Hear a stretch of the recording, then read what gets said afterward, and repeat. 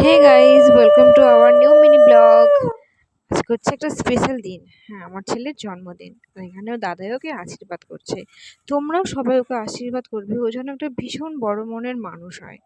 এটুকুই চাওয়ার, আর কিচ্ছু চাওয়ার নেই। কারণ এখন যা পরিস্থিতি, বড় মন ছাড়া আর কিচ্ছু চাওয়ার নেই, তাই না?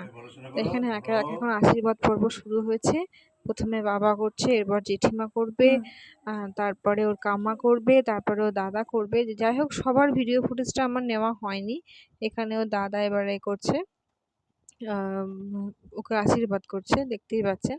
ওর দাদা ওর থেকে 1.5 বছরের বড়, কিন্তু বাট আশীর্বাদ করার জন্য পাগল, কারণ একটু প্রণাম তো পাবে, এটা হচ্ছে সব থেকে বড় কথা। তো দেখুন, এখানে আশীর্বাদ পর্ব চলছে, আর ইনি হচ্ছে আশীর্বাদ নিতে ব্যস্ত।